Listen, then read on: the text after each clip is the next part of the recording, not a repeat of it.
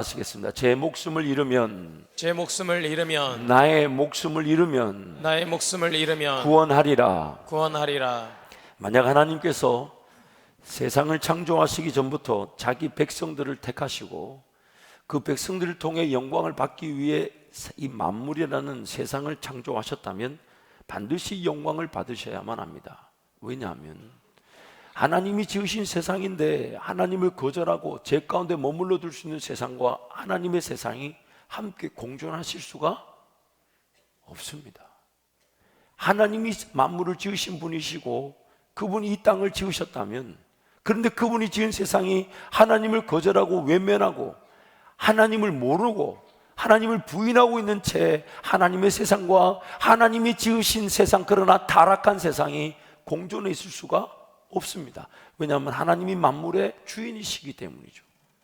그렇다면 하나님은 그 타락한 세상을 완전히 처리하여 없애시든지 아니면 회복시키길 원하신 겁니다.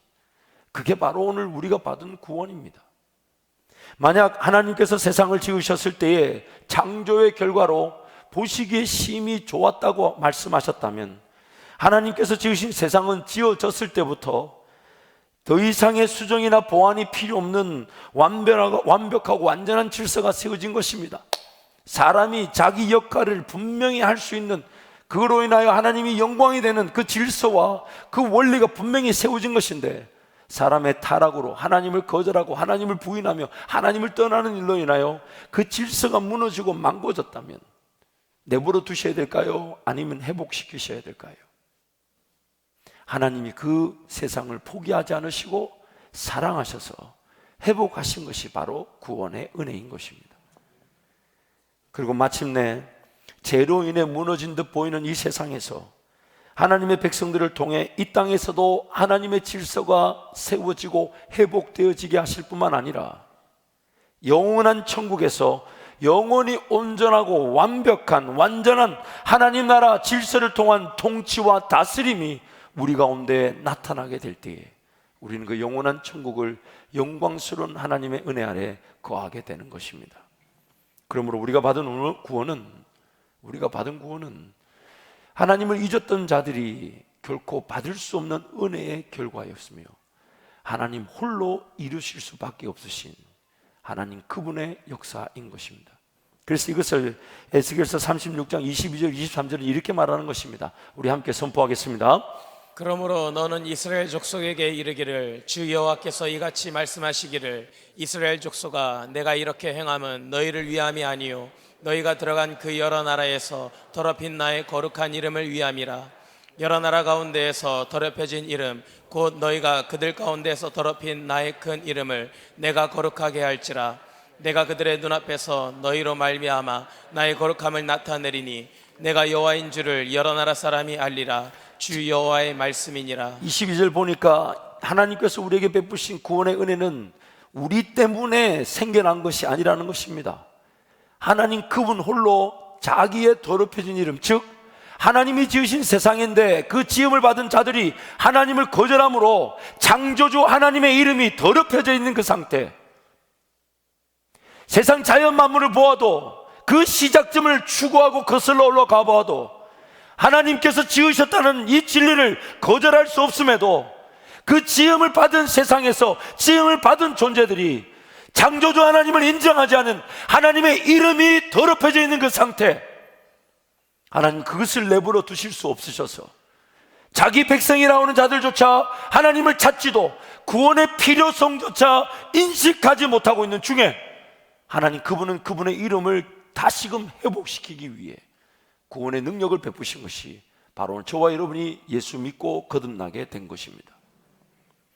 자기 백성이라고 하지만 그 백성이 자기 죄 가운데서 하나님을 망각하고 잊어버리더라는 겁니다. 마치 길가에 뿌려진 씨앗처럼 하나님 말씀이 전혀 심겨질 수 없는 그런 영적인 상태.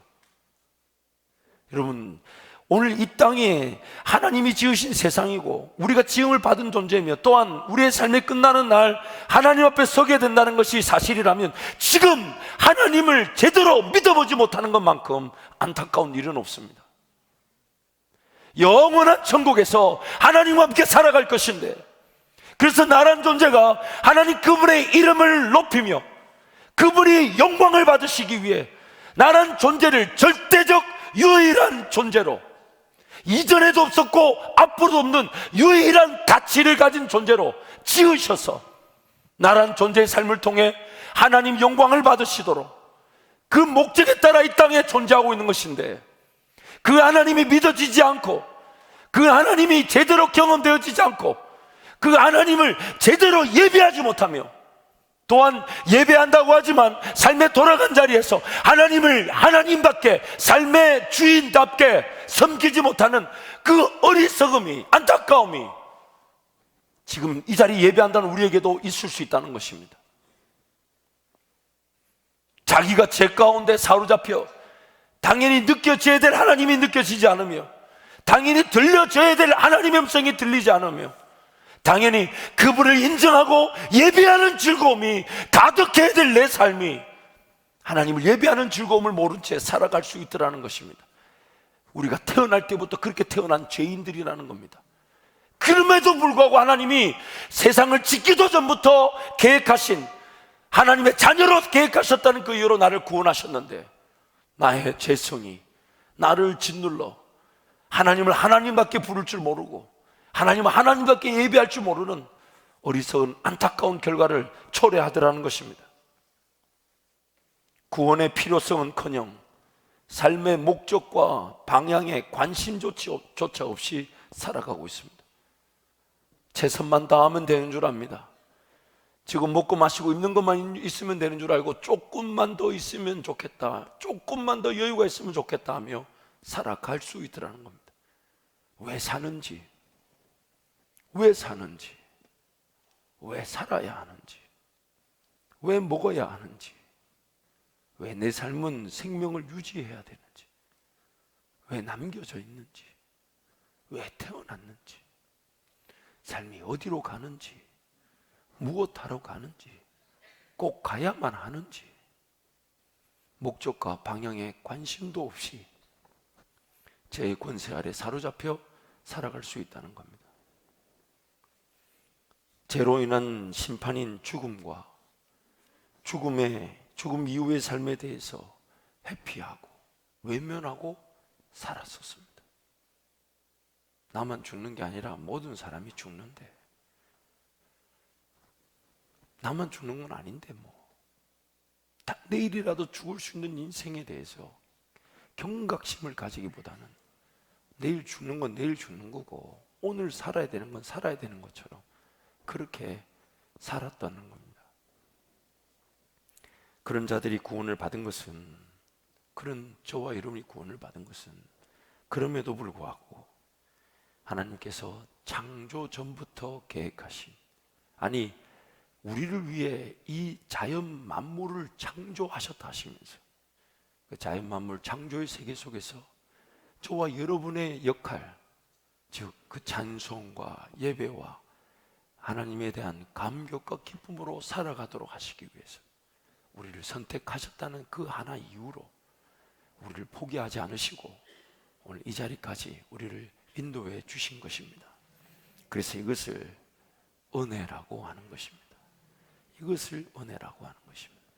에베소서 2장 8절 9절 말씀 우리 함께 선포하겠습니다.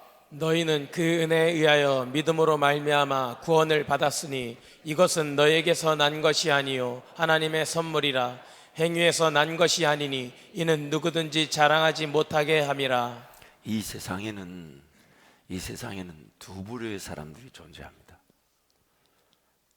여러분 오늘 아침에 좀 불편한 게 있으셨어요? 왜 이렇게 다들 뻣뻣하십니다. 조금 미소도 좀 보이시고, 우리 2주 만에 만났어요. 2주 만에 목사를 보시면 미소를 띄워주시지 뭘 이렇게 불편한 건 집에서 얘기를 하시고. 이 세상에는 여러분 두 부류의 사람이 존재합니다. 첫 번째 부류는 허물과 죄로 인해 죽어가고 있지만 창조전부터 하나님께서 계획하신 자기 백성, 하나님의 백성이라는 사람들이 있고, 안타깝게도 죄의 지배를 받고 있지만 하나님이 세상을 짓기 전부터 선택하신 하나님의 백성이라는 저와 여러분이라는 존재가 있고, 또 한 부류는 허물과 죄로 인해 죽어가고 있을 뿐 아니라 죄로 인해 제 가운데 태어나 하나님의 선택과 관계없이 이 세상을 살다가 지옥 형벌을 당하는 존재가 있습니다. 이 세상은 두 부류밖에 없어요. 일단 모든 사람은 다 죄인이에요. 모든 사람은 다 죄인인데 죄인 가운데 두 부류가 있다는 거예요. 그럼에도 불구하고 그 가운데 세상을 짓기 전부터 하나님이 선택하신 하나님의 백성, 자기 백성이 있고 그 죄 가운데서 죄로 말미암아 태어나 영원한 지옥 형벌에 던져지게 될 하나님의 영광을 모르고 하나님을 예배할 줄 모르는 존재가 있다는 겁니다. 물론 지금 사람인 우리가 감히 누가 하나님의 선택받은 백성이다 아니다라고 우리는 말할 수 없습니다. 우리 사람들은 그런 분간할 능력이 없습니다. 지금 교회 바깥에서 예수를 믿지 않고 하나님을 섬기지 않는다 해도 그 사람들 중에 하나님의 백성이 있을 수 있습니다. 그 사람들 중에 아직은 예수님을 모르고 하나님을 섬기지 않아도 그 사람들 중에 주께로 돌아올 하나님의 그 시기에 때에 하나님의 방법에 따라 구원을 받아 하나님께로 돌아올 백성들이 있습니다. 또 한편에 두려운 것은 지금 여기서 예배한다고 하지만 자기 인간적인 힘으로 지옥과 천국에 대한 그 개념에 대해서는 동의가 되니까 자기 인간적인 힘으로 신앙생활을 한다고 하지만 하나님의 창조전 선택과 관계없이 자기 힘으로 신앙생활하는 사람들이 있을 수가 있습니다. 그래서 우리 신앙은 두렵고 떨리는 것입니다. 뭔가 내 인간적인 힘으로 확인하고 확신할 수 있는 게 하나도 없습니다. 그래서 오늘 빌립보서 2장 10절 말씀에 그렇게 말하죠. 그러므로 사랑하는 형제들아 너희 구원을 두렵고 떨림으로 이루라. 왜냐하면 우리 능력으로는 우리가 받은 이 구원에 대해서 확신하고 확인할 능력이 없는 거예요. 그래서 오늘 우리가 구원받은 유일한 은혜이자 근거가 되고 증거가 되는 것은 딱 한 가지밖에 없습니다. 예수 그리스도의 이름으로 이 자리에 달려나와 하나님이 죄인을 용서해 주십시오. 나를 안아주십시오. 나를 살려주십시오. 나를 회복시켜 주십시오. 이것만이 나를 살리는 것이지 나의 인간적인 힘으로는 구원의 능력이나 구원 확신을 가질 수가 없습니다. 그래서 항상 두려운 겁니다. 나의 삶을 뒤돌아볼 때 나의 죄악이나 연약함이나 부족함 이 모든 걸 따져 물어볼 때에 과연 내가 정말 하나님을 믿는 자 맞을까? 하나님을 섬기는 자 맞을까? 분명히 안 믿어지는 걸 안타까워할 줄 알아야 되고 하나님의 음성을 식별할 줄 모르는 걸 두려워할 줄 알아야 되고 이 세상을 지으셨고 다시 오는 세상에 하나님을 만날 걸 분명히 알고 있으면서도 하나님을 제대로 경험해 보지 못한 것을 너무너무 두려워할 줄 알아야 되는데 그런 거 없이 살아가고 있는 내 인생, 이게 바로 두려움이죠. 이게 바로 두려움. 잘 살고 못 살고는요 네 번째, 다섯 번째 문제입니다. 지금 필요한 것이 해결되어야 되는 거, 그런 거 하나님께는 아무것도 아닌데 지금 우리에게 정말 필요한 것은 하나님 정말 살아계셔서 이 세상을 지으셨고 나를 지으셨다면, 하나님 지금 나를 또 구원하셨다면, 하나밖에 없는 자기 아들을 죽이시면까지 나를 구원하셨다면 하나님 나를 만나 주십시오. 나를 만나 주십시오. 나를 내버려 두지 마시고 하나님 나를 만져 주십시오. 위로해 주십시오. 일으켜 세워 주십시오. 삶이 언제 끝날지 모르는 그날 주님 만날 것인데 그냥 이대로 살아가고 싶지 않습니다. 이것이 바로 우리가 구원받았다는 증거로서의 갈망이자 목마름이자 배고픔인 것입니다. 항상 우리는 우리 자신들에게 그런 질문을 던져봅니다. 정말 하나님이 살아계신가? 질문을 좀 바꿔봐야 돼요. 여러분, 하나님 살아계신가라는 질문을 가지고 의문이 들 때마다 두려워야 될 질문이 뭔지 아십니까? 하나님 만약에 안 살아계신다면 나는 뭐 하고 있는 걸까요? 정말 내 문제에 하나님 왜 아무것도 안 도와주십니까? 라고 물을 게 아니라 이 문제를 안 도와주시는 일에는 하나님의 뜻이 있을 것인데, 왜냐하면 이 문제 해결되지 않아도 하나님은 분명히 하나님이실 테고 내 인생의 문제가 해결되지 않아도 하나님은 하나님 되셔서 나의 모든 삶의 주관자가 되시고 내 삶은 기어이 끝을 보게 될 것인데, 그렇다면 뭐가 중요합니까? 하나님이 안 살아계신 것처럼 의심하는 것, 그 나 자신이 문제가 있는 것이지 하나님을 하나님밖에 여기지 못하는 내가 부끄러운 것이지 하나님의 살아계심을 의심하고 있는 나 자신이 두려운 것이지. 사랑하는 성도 여러분, 오늘 하나님은 그분의 이름이 더럽혀져 있을 수 없기에 우리가 자기 백성임에도 또한 우리가 구원의 필요성을 인식하기는커녕 구하지도 찾지도 부르지도 않았건만 내가 창세전부터 비록 하나님을 제대로 느끼지도 하나님 음성을 제대로 식별하지도 하나님 그분을 제대로 알지도 못하는 내가 하나님께서 그럼에도 불구하고 선택하시고 계획하신 자녀란 이유로 나를 찾아오셨고 나를 건져주셨고 나를 구원하여 주셨다면 오늘 우리 인생의 관건은 살아계신 하나님을 얼마나 빨리 만나는가 하는 겁니다. 우리 인생의 참된 관건은 살아계신 하나님을 내가 얼마나 자발적으로 예배하는가 하는 것입니다. 정말 우리 인생의 관건은 살아계신 하나님의 음성을 얼마나 잘 분별하고 식별할 줄 아는가 합니다. 왜냐하면 어떤 소리에 미혹되어 인생이 허비되고 낭비될지 모르기 때문입니다. 그 선택이 그 엄청난 결과를 만들 줄 모르는 게 바로 우리란 연약함이에요. 오늘 인생의 관건은 살아계신 하나님을 정말 나의 삶의 주인으로 하나님으로 얼마나 여기며 살아가는가 하는 것입니다. 그걸 모르고 살았던 내 인생이 엄청난 결과에 아픔에 어려움에 문제에 사로잡힐 수 있더라는 겁니다. 하나님의 백성임에도 제 가운데 헤매이다가 이 땅에서 하나님을 제대로 경험해 보지 못하고 하나님의 창조 목적에 따른 삶을 살아보지 못한 채 삶을 마감할 수 있다는 거예요. 마치 예수님 십자가 죽음 사건 시 한편에서 죽음을 맞이했던 강도가 평생에 나쁜 짓하고 강도짓하다 십자가에 달려 죽기 직전에 예수님이 그도 하나님의 선택된 백성이라고 낙원에 이르겠다고 말씀하셨지만 그렇다면 그 강도가 잃어버린 건 뭡니까? 이 땅에 하나님의 사람으로서 존재되어져 영광을 올려드려야 될 하나님을 예배하고 하나님을 경험하고 하나님 만날 기회를 완전히 상실하고 천국 상급의 기준이 된다는 이 땅에서 하나님과의 동행의 기회를 놓쳤다는 겁니다.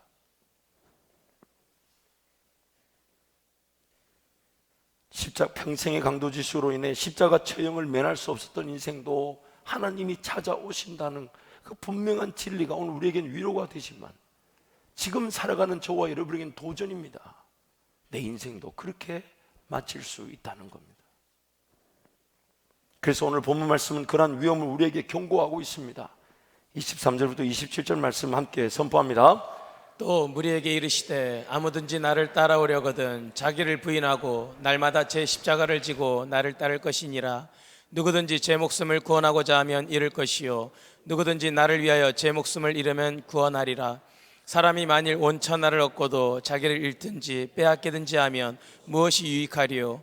누구든지 나와 내 말을 부끄러워하면 인자도 자기와 아버지와 천사 영광으로 올 때 그 사람을 부끄러워하리라. 내가 참으로 너희에게 이르노니 여기 서 있는 사람 중에 죽기 전에 하나님의 나라를 볼 자들도 있느니라. 자기를 부인하지 않으면 자기 목숨을 잃어버린다는 것입니다. 자기, 즉 인간적 욕심과 정욕, 계획과 방법이 인간적 실력들이 살아있어서 결국 나를 죽이더라는 것입니다. 살고자 했던 내가 내 인간적 힘에 의해 죽어버린다는 것입니다. 창조의 목적을 상실하게 만드는 의미 없는 삶, 살아있지만 하나님 보실 땐 아무런 가치가 없는 인생. 살아있다고 하나 죽은 자가 바로 저와 여러분입니다. 그래서 성경은 말하기를 자기를 부인해라는 거예요. 생각 자체가 하나님의 생각이 아닐 수 있다는 걸 전제하라는 겁니다. 계획 자체가 하나님의 계획이 아닐 수 있다는 겁니다. 잠언 14장 말씀에 보면 그런 말씀이 있습니다. 사람의 눈에는 필경 옳게 보이고 바르게 보이나 사망의 길일 수 있다. 내 눈에는 분명히 옳아 보였고 내 눈에는 분명히 바른 길이라고 여겨졌던 길도 나를 사망의 길로 인도하는 길일 수 있다는 겁니다. 내 생각과 내 계획과 내 방법을 내려놓지 않으면, 부인하지 않으면 죽은 자로 처참한 사망의 행보를 피할 수 없다는 것입니다.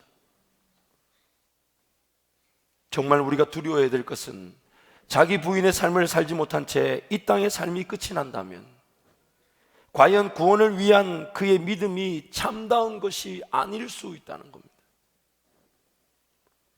심지어 하나님과 관계없는 구원을 받지 못한 자임에도 불구하고 인간적 생각으로, 인간적 능력으로 신앙생활하다가 삶이 끝나는 경우가 있을 수 있다는 것입니다. 그래서 우리는 두렵고 떨림으로 하나님 앞에 무릎을 꿇고 하나님 은혜를 베풀어 주십시오, 살려주십시오. 내 능력으로 나의 구원의 확신조차 가질 수가 없습니다.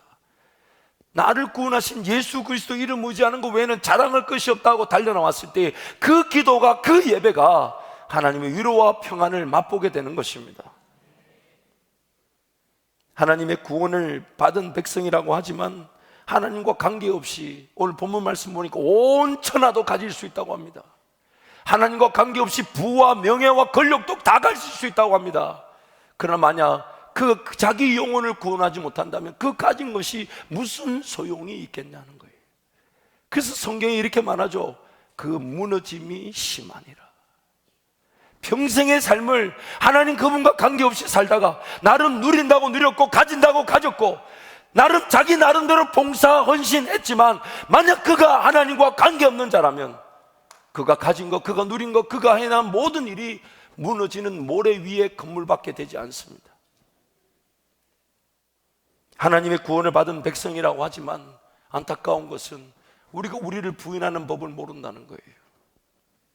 인간적 실력과 능력으로만 삶이 끝이 났을 때 창조전 하나님의 백성으로서의 선택받은 하나님과 관계없는 자로 판명이 난다면 그것이 오늘 우리를 두렵게 만드는 거 아닐까요? 그러기에 매일매일 하나님의 백성이라면 하나님의 말씀에 귀를 기울이며 그분을 만나 뵙길 원하게 되어 있습니다. 그분 없이는 살 수 없음을 고백하게 되어 있습니다. 그분의 음성이, 그분이 나를 위해 말씀하시는 그 음성이 무엇인지 귀를 기울일 수밖에 없고 그 사모함과 갈급함과 메마름은 결코 채워지지 않으나 하나님이 매 순간 그 갈급함과 메마름으로 달려나온 그들에게 말씀하시고 위로하시고 격려해 주신다는 것입니다.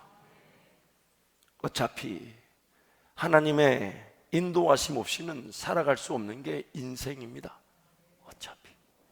어차피 하나님의 계획하심이 없이는 아무것도 나타나지 않습니다. 어차피 하나님의 방법이 없이는 아무 소용도 없습니다. 어차피 하나님만이 일을 이루시는 분이십니다. 어차피 하나님을 예배함이 이 땅에서의 목적이고 저 영원한 천국에서의 목적이에요. 그 새가족반이라는 책을 쓰신 이정규 목사님 책에 보면 이런 예화가 소개됩니다. 어떤 청년과 이렇게 신앙 상담을 하는데 그 청년이 오로지 관심이 좀 더 잘 되고 돈 벌고 명예와 지위, 권세 이런 데만, 세상적인 것만 관심을 두고 있고 말씀을 보라 해도 안 보고 기도의 자리에 오래도 안 오고 예배에 오래도 안 오고 섬기라 해도 안 오고 막 이렇게 하니까 상담을 하는 중에 이 목사님이 그 청년에게 이렇게 얘기했다는 거예요. 청년은 아마 천국에 대해서 관심이 없는 것 같다고. 그러니까 이 청년이 번쩍 뛰면서 무슨 소리 하시냐고. 제가 예배도 드리고 헌금도 하고 필요할 때는 하나님 찾기도 하고 기도도 하는데 무슨 소리 하시냐고. 그러니까 이 목사님 하는 말이, 지금 청년은 지금 예배해야 되는, 예배도 힘들어하고 성도 간의 교제를 통해 사랑을 나누는 것도 버거워하고 말씀을 대하고 기도하며 하나님과 동행하자는 것도 힘들어하는데 천국 가서 뭐 하려고 천국 가십니까? 천국 가면 지금 청년이 싫어하는 것만 할 텐데, 천국 가면 하나님 예배하는 거, 하나님 말씀을 듣고 하나님과 소통하며 기도하며 하나님을 즐거워하는 것만 아무것도 없는데 천국 뭐하러 가려고 하시냐고. 여러분, 오늘 우리의 영적 상태를 살펴봐야 됩니다. 정말 우리 천국 왜 가려고 합니까? 그 이 땅의 삶이 피곤하니까 가서 끝내고 이렇게 푹 이렇게 그냥 이렇게 가만히 있는 건가요? 천국 왜 가려고 합니까? 하나님 나라를 왜 사모합니까? 오늘 이 땅에서 예배하는 것이 물론 우리의 죄인됨을 인하여 온전하게 기쁘게 여겨지지 않더라 할지라도 하나님을 예배하기 위한 삶, 그리고 나의 삶이 끝나는 영원한 천국에 가면 그 예배함으로 영원한 기쁨을 누리고 하나님 한 분 바라봄으로 행복한 자들이 우리일 것인데, 이 땅에서 그 천국을 맛보도록 하기 위해 우리의 남겨진 삶을 사는 것인데, 이 땅에서 그 천국의 삶, 예배자의 삶을 제대로 누리지 못한다면 천국 안 가는 게 낫지 않을까요? 더 피곤하지 않을까요? 뭐 때가 되면 예배 드리러 오라, 뭐 특별 새벽기도, 개폐 특별 새벽기도. 목사도 끊임없이 뭘 만들어내야 되고 어떻게든 성도들 달래고 저는 진짜 천국 가고 싶습니다. 그러나 살아있다면 여러분을 위한 것이기 때문에 사도 바울의 고백처럼 부지런히 섬기겠습니다만은 그러나 여러분, 우리가 우리 삶을 명확하게 살펴봐야 되지 않겠습니까? 자기를 죽이면 죽일수록, 자기를 포기하면 포기할수록, 자기를 내려놓으면 내려놓을수록, 자기를 부인하면 부인할수록 하나님이 살려주실 것입니다. 하나님이 살려주실 것입니다. 내가 죽어야만 하나님이 살려주시는 거예요. 내가 죽어야만 하나님이 살려주시는 거예요. 하나님은 어떻게 해서든 우리에게 말씀하고 싶어 한다는 거 여러분 잊지 마십시오. 어떻게 해서든 우리에게 음성을 주고 싶어 하시고, 어떻게든 하나님은 우리에게 그 은혜를 베풀어 주기를 원하십니다. 제가 종종 하나님 저에게 꿈으로 위로하실 때가 있습니다. 뭘 예언을 본다는 게 아니라, 하나님 그 순간에 떨지 마라, 내가 너와 함께하고 있다, 그리고 그 일이 염려하는데 걱정하는 대로 되지 않으니까 반드시 이룰 거니까 염려하지 말라고 저에게 이제 위로하실 때 꿈을 주실 때가 있어요. 근데 그 꿈이 종종 어느 자리에서 발견이 되냐면, 기도하다가 잠깐 졸 때, 그리고 기도하다가 그냥 피곤해서 잠깐 누워 잘 때, 이럴 때 꿈을 꾸니까, 처음에 그런 꿈을 꿨을 때는 내 욕심에 의해 만들어낸 건 줄 알고 막 선포하고 쫓아내고 이랬어요. 미국 유학을 준비하면서 이제 까다로운 비자를 준비하고 있는데, 이제 대사관 인터뷰를 앞에 두고 벌벌벌 떨리니까 새벽마다 기도하러 간 거예요. 새벽마다 기도하면서 주여 도와주십시오, 도와주십시오.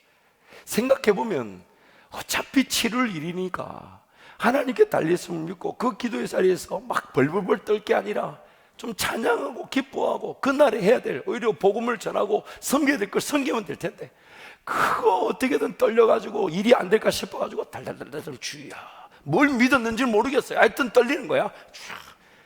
기도하는 것조차도 내 인간적인 욕심과 정욕에 사로잡혀 있었다는 거예요.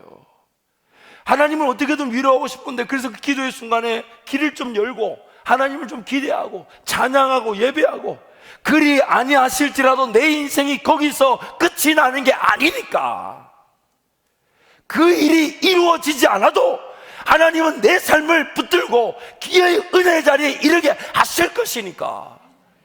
그래서 그 기도조차도 하나님을 기뻐하고 좀 즐거워했으면 좋은데, 그걸 못 믿어가지고 달달달 떨다 보니까 하나님을 어떻게든 위로해 주고 싶은데 위로해 줄 시간이 없는 거예요. 기도하는 데서도 떨고 있어 놓으니까, 기도하는 데서도 달달달달달 떨면서 막 이렇게 하나님 돌아가신 것처럼 기도해 놓으니까. 그러니까 하나님 언제 저한테 말씀하실 수 있었냐? 기도하다가 졸 때. 물론 이거는 정석은 아니에요. 기도하다 졸라는 얘기가 아니라, 하도 기도조차도 내 욕심에 사로잡혀 기도하고 나를 내려놓지 못하다 보니까, 포기하지 못하다 보니까, 기도조차도 하나님 음성을 듣기보다는 내 욕심에 따라 덜덜덜 떨고 있으니까 나를 내려놓고 포기하고 죽여버리면 되는데, 인정하지 않으면 되는데. 그래서 그때 꿈을 보고 나서는 깜짝 놀랐어요. 졸다가 꿈을 꿔놓으니까 이거는 내 욕심이 만들어 놓은 거야. 심지어 꿈꾸면서 나 미국 가는가 보다, 이렇게 생각하고 벌떡 일어나 어지간히 가고 싶은가 보다, 이렇게 결론이 나버려요. 하나님이 막 큰 신발에 이런 메이커 있죠, 이거 메이드 인 USA 딱 바뀐 거 보고 제가 미국 가는가 보다 이렇게 생각해놓고 깨고 나서는 졸다가 꿈꾸니까 어지간히 가고 싶은가 보다. 근데 그 다음날 또 꿨어요. 미국 국기가 가하게 붙은 비행기에 제가 올라타면서 나 미국 가는가 보다 이래놓고는 깨고 나서는 예수 이름으로 선포하는 욕심은 떠나갔지 않아, 이랬다니까. 나중에 보니까 하나님 나에게 어떻게든 말씀하고 싶으셨는데, 내가 나를 내려놓지 못하노니까 예배한다고 하는 예배조차도, 기도한다고 하는 기도조차도 나를 부인한 것이 아닌 나를 붙들고 내 욕심을 붙들고 씨름하고 있더라는 겁니다.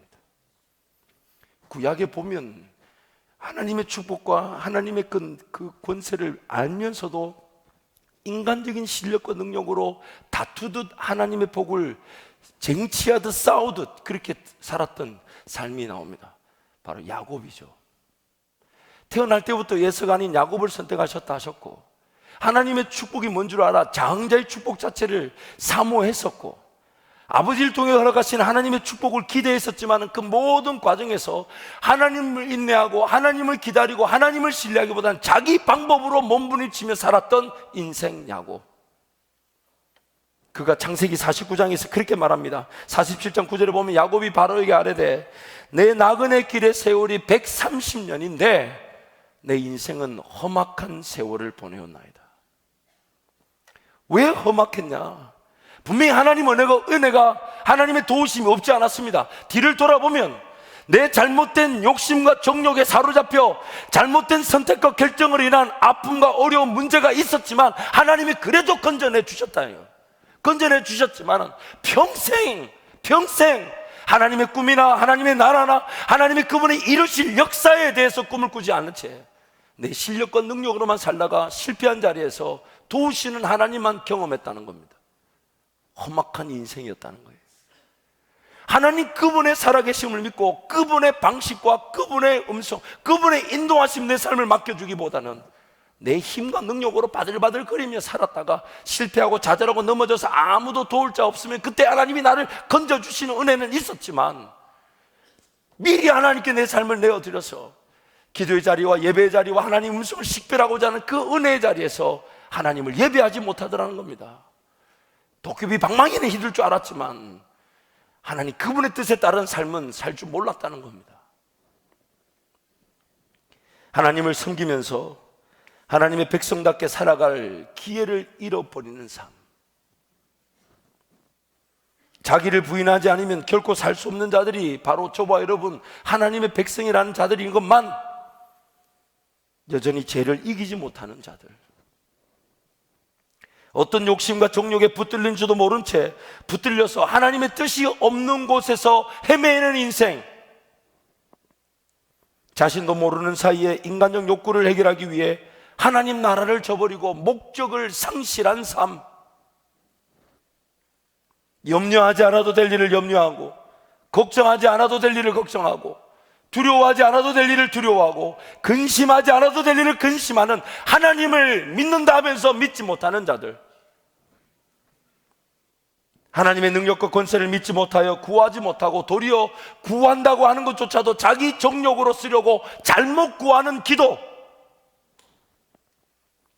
하나님께서 말씀하여 주실 것을 기대하여 하나님 앞에서 인내하며 그분의 인도하심과 말씀을 사모하여 누리기보다는 하나님의 능력과 권세가 없이도 살아갈 수 있을 것처럼 여기며 살아가는 인생. 지금 우리 이 예배당 안에 있을 수 있다는 겁니다. 저와 여러분의 삶이 그럴 수 있다는 겁니다. 잠언 14장 8절 세 번역 말씀에 이런 말씀이 있습니다. 함께 한번 읽을까요? 슬기로운 사람의 지혜는 자기가 가는 길을 깨닫게 하지만 미련한 사람의 어리석음은 자기를 속인다. 누가 나를 속인다고요? 누가요? 옆에 사람이요? 남편은 절대 아닙니다. 자기가 자기를 속인다는 거예요. 자기의 어리석음이 자기를 속인다는 겁니다. 그러므로 우리 시편 111편 10절 말씀 크게 한번 선포합니다. 여호와를 경외함이 지혜의 근본이라 그의 계명을 지키는 자는 다 훌륭한 지각을 가진 자이니 여호와를 찬양함이 영원히 계속되리로다. 아멘. 여호와를 경외하는 것이 지식과 지혜의 근본입니다. 그래서 하나님의 지혜면 그렇게 고생할 필요 없을 것입니다. 하나님의 방법이면 그렇게 애쓸 필요 없습니다. 하나님의 인도하심이면 그렇게 헤매이지 않아도 됩니다. 하나님의 능력이면 그렇게 붙들고 내가 씨름할 필요가 없습니다. 하나님의 말씀이면 그렇게 고민하지 않아도 됩니다. 그럼 여러분, 우리 자신에게 속한 모든 거 다 내려 놓으십시다. 그래서 주님이 우리에게 그렇게 얘기하셨죠. 어떤 권세나 능력이든 하나님의 일을 보고자 할 때에 그 모든 것을 이루는 방법은 딱 하나밖에 없다고 그랬어요. 기도와 금식이라고 그랬어요. 기도가 무엇입니까? 뭔가 일을 이루기 위한 것이 아니에요. 하나님의 뜻은 무엇입니까?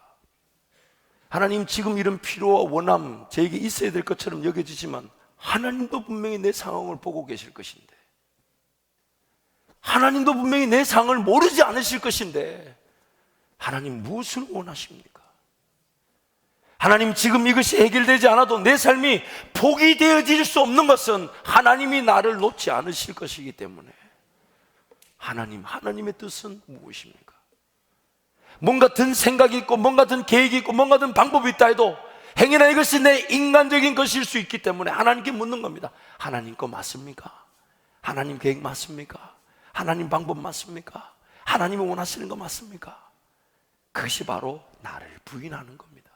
나를 부인하는. 철저하게 자기를 부인할 때에 하나님이 나를 살려주시고, 철저하게 내가 죽고자 할 때에 하나님 나를 일으켜 주시는 것입니다. 이 은혜가 오늘 이 연말에 모든 성도에게 있기를 축복합니다. 그래서 교회에서 연말 연시에 여러 사역들이 물론 분주하고 바쁜 줄 압니다. 그러나 하나님과의 시간이 우선적이어야 되는 이유는, 여러분, 하나님 없이 살아본들 무슨 의미가 있겠습니까? 무슨 의미가 있어요? 괜히 하나님 없이, 하나님의 지혜 없이, 하나님의 방법 없이, 하나님의 인도 없이 살아서 뭔가 누리고 얻은 그 자체가 불편한 일입니다. 다 나중에는 정리되고 처리되고 버려야 될 일, 내 손으로 놓아야 될 일이에요.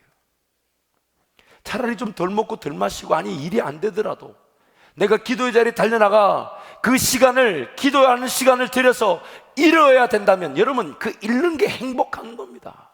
왜냐하면 하나님의 것이 아니라는 얘기예요. 내가 기도하며 하나님 은혜를 구하기 위해 좀 더디게 가는 것처럼 보이고 좀 돌아가는 것처럼 보여도 제대로 가는 거예요. 왜냐하면 엉뚱한 길로 가는 것보다 낫습니다. 잘못된 길로 가는 것보다 나은 거예요.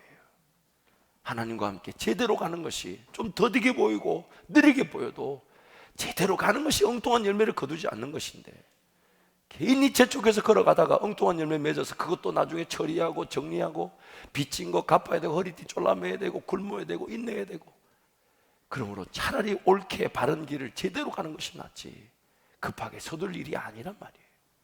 그러므로 연말 연시 여러분, 기도의 자리에서 승리하시기를 축복합니다. 우리 옆에 분 한번 축복하시죠. 새벽에 만납시다. 새벽에 만납시다. 한 번 더 축복하시죠. 한 번 더 이렇게 축복하세요. 저는 당신만 보겠습니다. 저는 당신만 보겠습니다. 특별히 개폐 기도회가 하나님의 은혜를 정말 여는 기회가 되고 또 닫아야 될 것을 닫는 기회가 될 것입니다. 말씀을 통해 하나님께서 이전 것을 완전히 잊어버리시고 앞만 보고 가자 하시는 그 분명한 뜻을 깨닫게 될 것인데, 새벽 기도 승리하시고 또 특별히 성탄절 전야라든지 칸타타라든지 성탄절 예배, 또 송구영신 예배와 신년 원단 금식, 1년에 하루만 좀 금식하자는 거예요. 불편하시죠? 1년에 대표해서 하루만 금식하면서 말씀에 좀 더 사로잡혀 보자는 것입니다. 그래서 그런 모든 시간들을 기도로 준비하셔서 이번 연말이 나는 죽고 예수만 사는 복된 시간들이 되시기를 축복합니다. 이 시간 같이 한번 기도하겠습니다. 여러분, 기도하실 때 하나님, 안 믿어지는 저를 불쌍히 여겨 주십시오. 하나님의 그 능력을 기대하지 못하는 저를 불쌍히 여겨 주십시오. 하나님의 분명히 살아계심을 제대로 여기지 못하는 저를 불쌍히 여겨 주십시오. 저는 길가와 같습니다. 돌밭과 같습니다. 가시떨기밭과 같습니다. 하나님 말씀이 제대로 뿌려지지도 못하며 심겨지도 못하고 뿌리를 내리지 못하는 이 안타까운 상황, 하나님께로 달려나올 수 있도록 도와주십시오. 기도의 자리를 살려주십시오. 예배를 살려주십시오. 하나님만 의지할 수 있도록 은혜를 베풀어 주옵소서. 주님, 찾고 함께 기도하겠습니다. 주여!